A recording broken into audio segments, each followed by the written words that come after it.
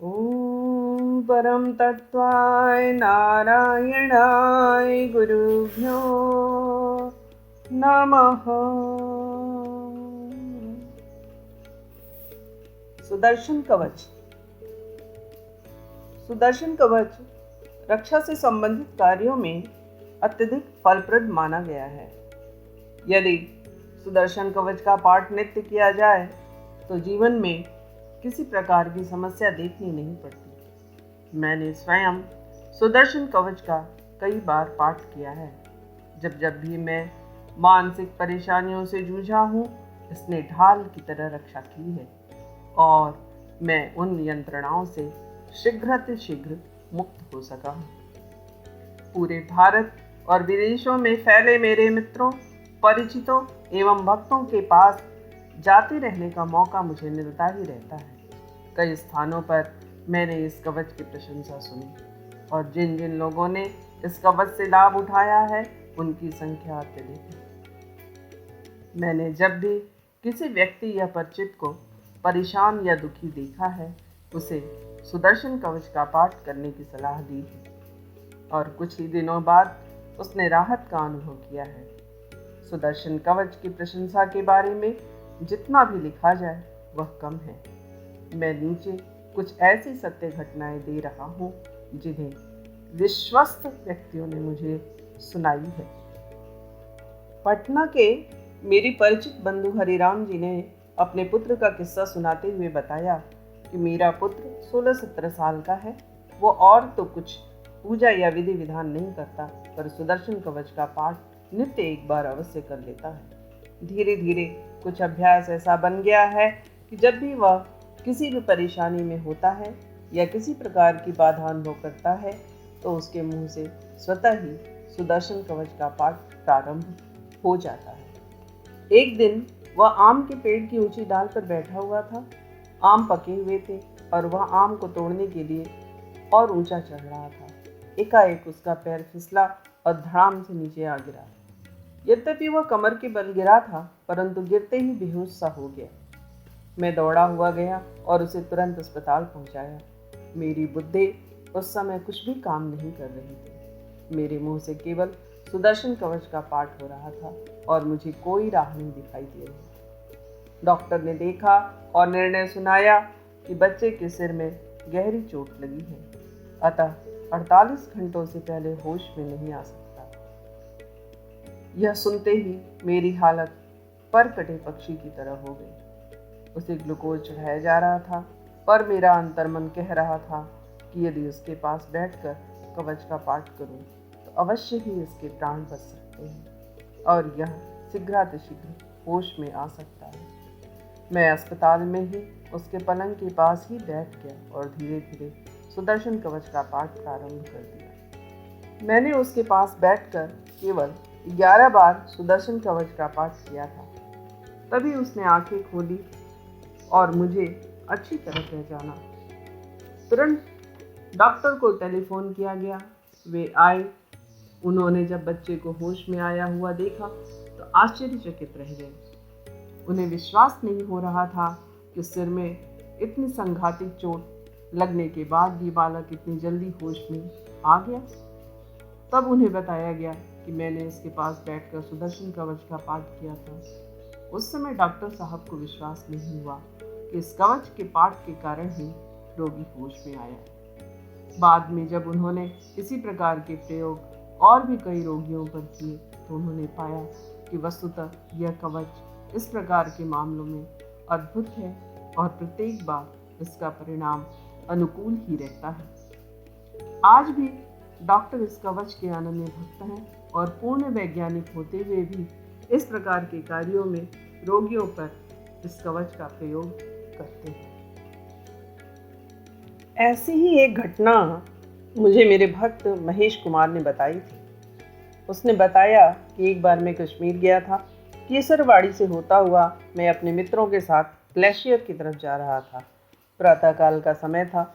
उस समय ग्लेशियर का बहाव कम होता है, अतः सुविधा से उस पानी के बहाव को पार किया जा सकता है। यद्यपि सूर्य की किरणें चमकने लग गई थी और पानी का बहाव भी बढ़ गया था, पर इतना अधिक बहाव नहीं था कि उसे पार न किया जा सके। मैंने ईश्वर का नाम लेकर उसको पार करने का निश्चय कर लिया।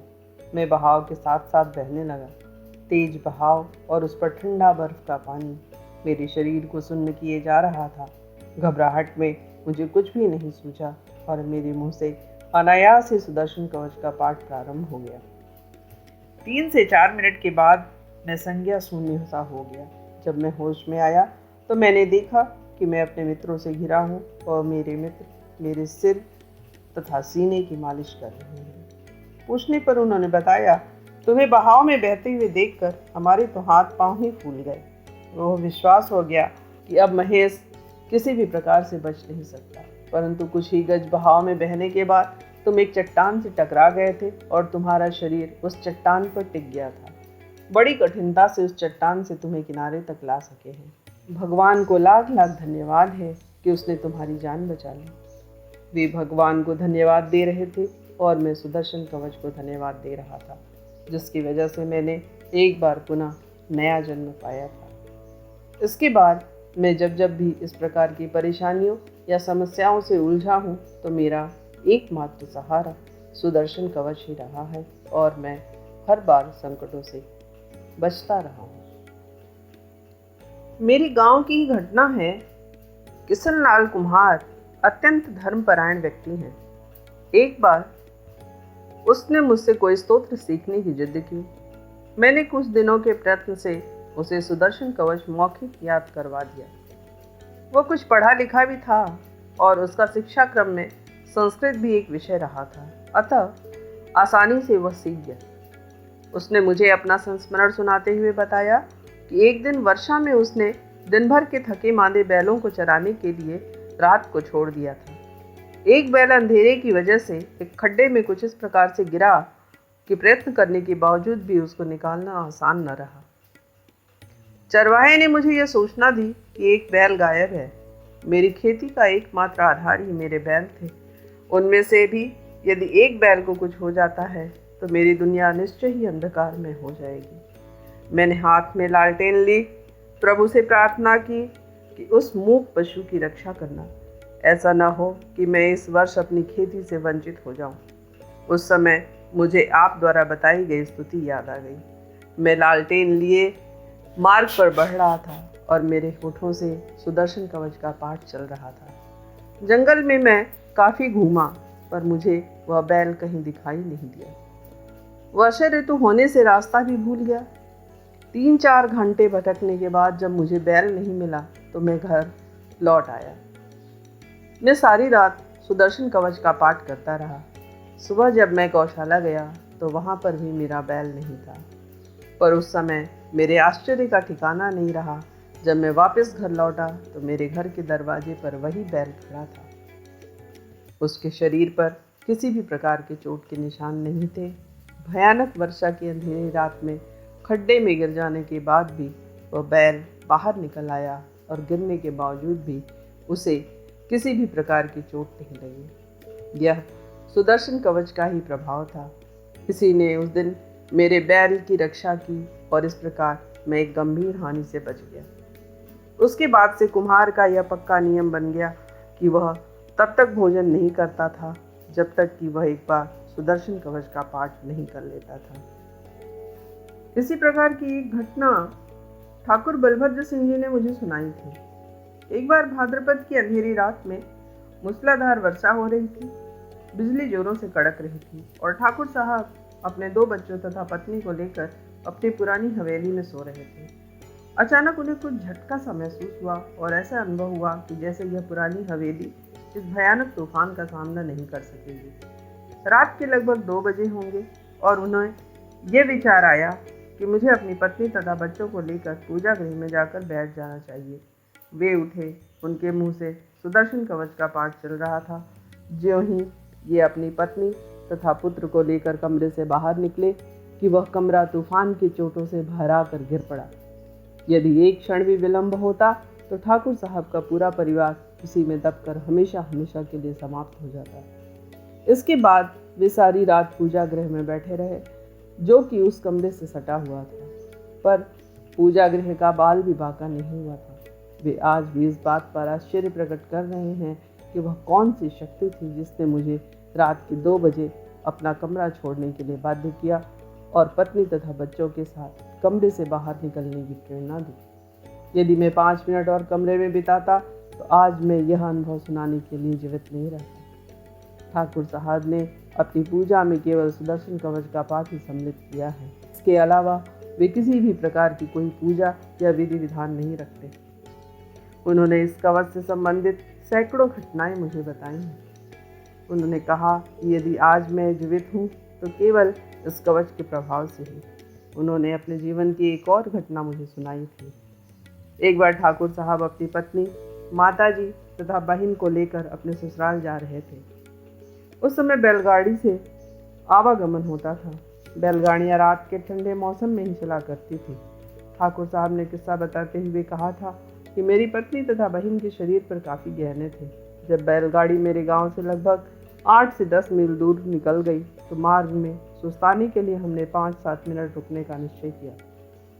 अभी हम भली प्रकार से ठहर भी नहीं पाए थे कि 4-5 लठधारी न मालूम किधर से आए और हम लोगों को चारों ओर से घेर लिया। निश्चय ही उनका विचार हमें लूटने का था और यदि हम जोर जबरदस्ती करते तो प्राण भी ले लेने की उनकी नीयत थी। गाड़ी वाला अलग खड़ा थर-थर काँप रहा था। मेरे पास तलवार के अलावा और कोई ऐसा शस्त्र नहीं था कि जिनसे उन 5-6 लाठीधारियों से मुकाबला कर सकूं। मैंने अपने आप को भगवान के भरोसे छोड़ दिया। मुंह से सुदर्शन कवच का पाठ स्वतः ही प्रारंभ हो गया। पंडित जी, आपको आश्चर्य होगा कि 2-3 मिनट भी नहीं बीते होंगे कि सामने वाले रास्ते से तेजी से दौड़ते हुए 2 घुड़सवार आए और उन्होंने उन लाठीधारियों से बिना कुछ कहे सुने ही मुकाबला करना शुरू कर दिया। मामूली से प्रतिरोध के बाद लठधारी भाग खड़े हुए। घुड़सवार बोले, ठाकुर साहब, आपको रात में बिना पूरी रक्षा के नहीं निकलना चाहिए था। आप तो हमें शायद नहीं पहचानते, पर हम आपको जानते हैं। अब आप जाइए, आपको मार्ग में कोई तकलीफ नहीं होगी। उस दिन से आज तक उन घुड़सवारों के दोबारा दर्शन नहीं हुए। न मैं उन्हें पहचान सका कि वे कौन थे और न ही ये जान सका कि मेरी मदद करके वे किधर चले गए। उस दिन इस सुदर्शन कवच ने ही मेरी इज्जत, धन तथा प्राणों की रक्षा की। बाबूराम सहाय, इन्होंने भी इसी प्रकार की एक घटना मुझे बताई थी। एक बार बाबूराम सहाय व्यापार के कार्य से 24,000 रुपये लेकर बंबई गए। उन्हें किसी कार्य से योगेश्वरी जाना था। सेंट्रल स्टेशन पर उतरकर उन्होंने टैक्सी किराए पर की और अपने गंतव्य स्थल की ओर बढ़ गए। टैक्सी ड्राइवर को कुछ ऐसा अनुभव हो गया था कि इस आसामी के पास भारी भरकम रकम है, अतः मार्ग में एक स्थान पर जानबूझकर उसने टैक्सी रोक दी और बताया कि टैक्सी में कुछ खराबी हो गई है। उस समय रात्रि के लगभग 10:30-11 बजे थे। थोड़ी देर बाद ड्राइवर ने मुंह से सीटी बजाई। एक व्यक्ति तहमत बांधे मेरे सामने आ खड़ा हुआ और एक लंबा चाकू दिखाते हुए मुझसे बोला, तुरंत पास में जो रुपया पैसा है वह निकाल कर दे दो, अन्यथा यह पूरा का पूरा चाकू सीने में घुस जाएगा। मेरे हाथ में अटैची थी और उस अटैची में 24,000 रुपये के नोट थे। मैंने उस अटैची को कसकर पकड़ लिया, प्रभु को सहायता के लिए पुकारा और मुंह से स्वतः ही सुदर्शन कवच का पाठ प्रारंभ हो गया। अचानक मेरे हाथ को झटका लगा और मैंने देखा कि तहमत वाला व्यक्ति मेरे हाथ से अटैची छीन कर भाग रहा है।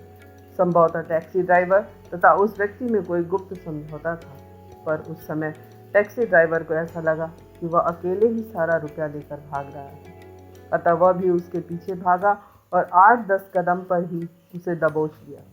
दोनों आपस में गुत्थम गुत्था हो गए। अटैची हाथ से छिटक कर एक तरफ जा गिरी और मैंने देखा कि दोनों ने चाकू निकाल लिए हैं।